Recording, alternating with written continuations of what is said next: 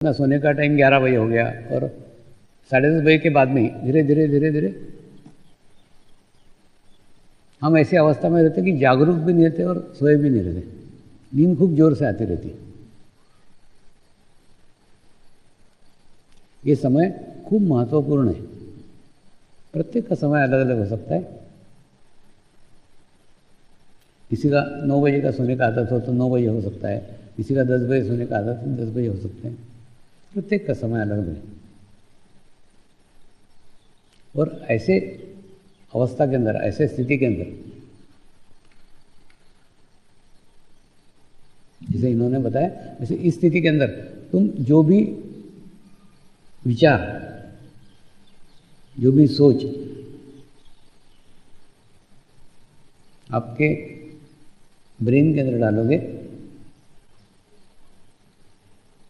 वो आपके conscious mind से सबकॉन्शियस माइंड में चला जाता है।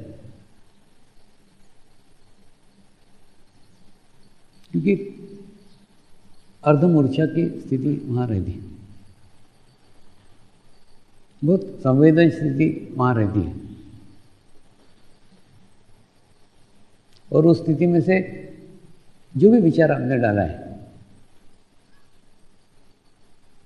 जो भी सोच आपने डाली है, वो पूरे रात भर आपके दिमाग में चलती रहती है। आप सो जाते हो लेकिन आपका माइंड, आपका दिमाग वो नहीं बंद होता, वो चलते रहता है, वो नहीं सोता, वो जगते रहता है।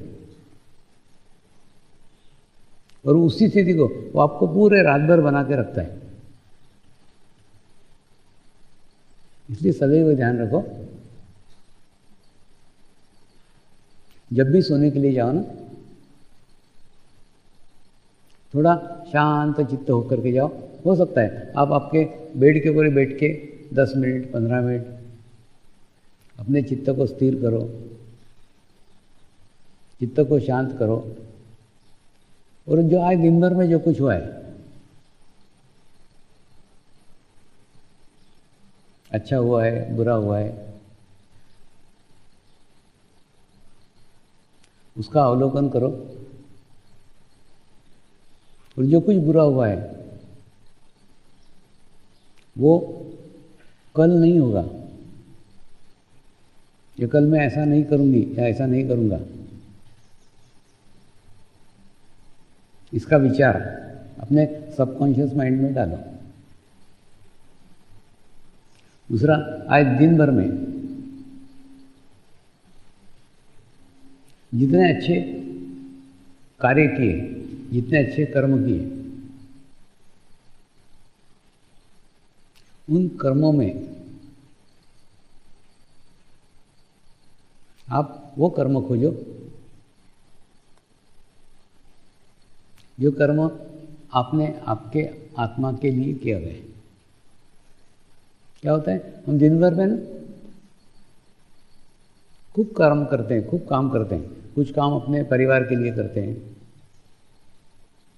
कुछ काम अपने व्यवसाय के लिए करते हैं, कुछ काम हम अपने नौकरी के लिए करते हैं, मैंने खूब अलग अलग प्रकार के, कुछ समाज के लिए करते हैं। ये सब काम हम दूसरों के लिए करते हैं। लेकिन जिस अज्ञात शक्ति ने, उसको आप परमात्मा कहो, भगवान कहो, अल्लाह कहो, कुछ भी नाम दे सकते हो, उस शक्ति ने जिसने आपको दिन भर तक कार्य करने की ऊर्जा दी, कार्य करने की शक्ति दी, इतने सारे कार्य दिन भर में आपसे करा दिए, उस परमात्मा को प्रसन्न करने के लिए, उस परमात्मा को खुश करने के लिए, उस परमात्मा का सानिध्य प्राप्त करने के लिए आज दिन भर में मैंने कौन सा कार्य किया, इसका अवलोकन करो। तो जो कार्य किया होगा, अगर कार्य नहीं किया तो कोशिश करो कि आज मैं नहीं कर पाया, लेकिन कल मैं अवश्य करूँगा। कल के दिन में मुझे मेरे आत्मा के लिए कुछ कार्य करने का है, मुझे परमात्मा के लिए कार्य करने का है, कुछ कार्य ऐसा करने का है जिससे मेरी आत्मा प्रसन्न हो, ऐसा कुछ कार्य करने का है जिससे मेरी आत्मा खुश हो। ये एक प्रकार से ना आत्मा रूपी बीज परमात्मा सबके भीतर डालता है, सबके अंदर डालता है, किसी के अंदर कम या किसी के अंदर ज़्यादा नहीं डालता, समान रूप से एक जैसा। परमात्मा की विशेषता है जो कुछ देता है ना, समान रूप से देता है, एक जैसा देता है। अलग अलग जाति के, अलग अलग धर्मों के लोगों को अलग अलग देता है, ऐसे नहीं, सबको एक जैसा देता है।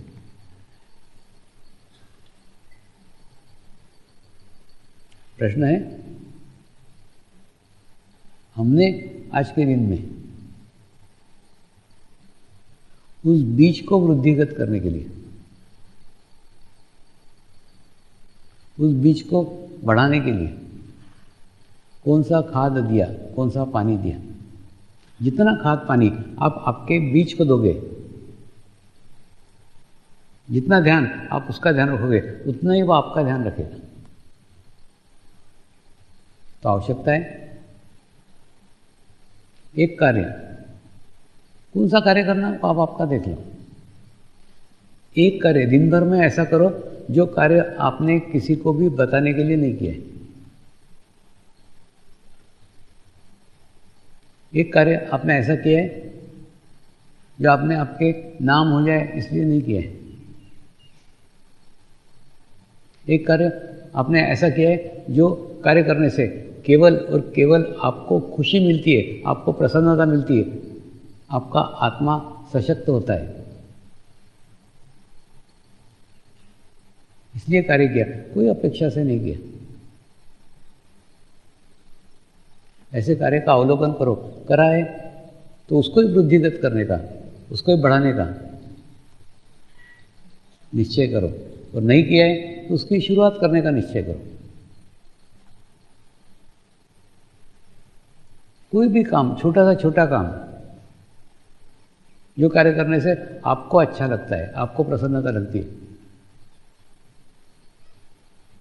ऐसा काम जरूर चुनो, और चुन करके उसको रोज करो। वैसे एक निस्वार्थ भाव से एक प्रार्थना करो।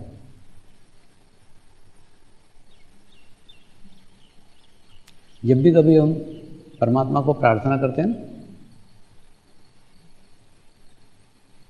तो उससे हमारा अहंकार धीरे धीरे कम होता है। मैं करूँगा, मैं कर सकता हूँ, मैं कर सकती हूँ, मैंने किया,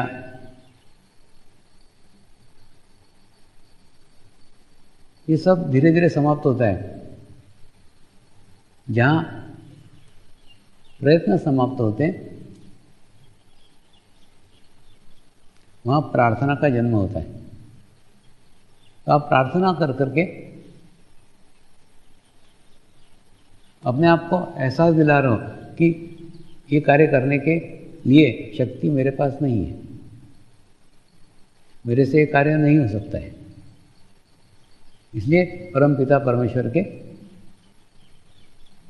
सानिध्य में जा रहा हूँ, उसको प्रार्थना कर रहा हूँ, उसको प्रेयर कर रहा हूँ। ऐसा करने से आपके दो फायदे हैं। एक फायदा है आपका अहंकार कम होता है, दूसरा फायदा है आपका चित्त शुद्ध होता है। चित्त जितना शुद्ध होगा, चित्त जितना पवित्र होगा, उतना वो सशक्त होते जाएगा। आवश्यकता है उसको शुद्ध करने की, आवश्यकता है उसको पवित्र करने की।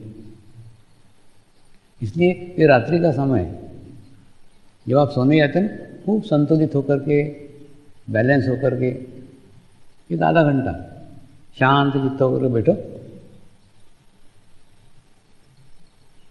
उसके बाद में फिर सोने के लिए जाओ। बराबर आपने जो आपके सबकॉन्शियस माइंड में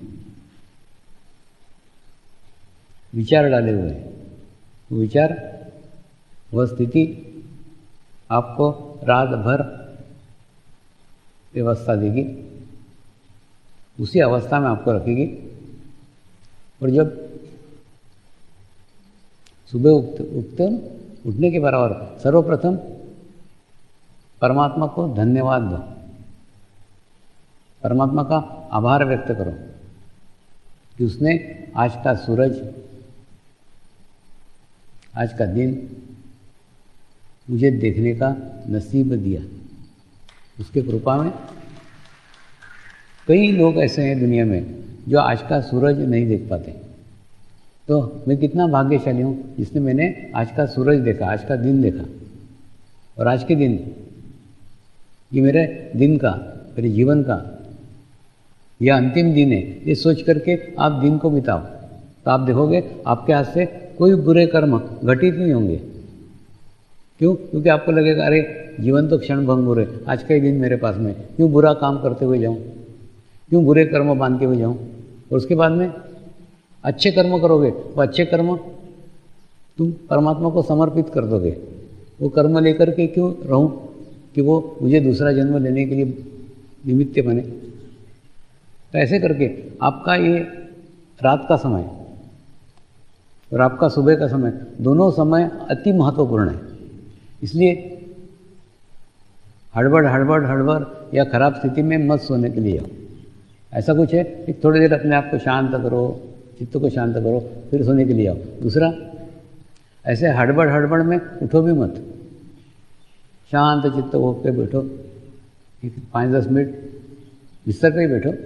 अपने यहाँ है ना पद्धति करने का, कराग्रे सत्य लक्ष्मी कर मध्य सरस्वती कर्मले तो गोविंदम प्रभाते प्रदर्शन, प्रार्थना, प्रेयर, अपने हाथों की तरफ देखना। ये जैसे हम हमारे हाथ की तरफ देखते हैं ना, हमारा चित्त हमारे सहस्त्रार के ऊपर चला जाता है। तो ऑटोमेटिकली एक बैलेंस स्थिति, एक शांत स्थिति में हमारे दिन का प्रारंभ होता है।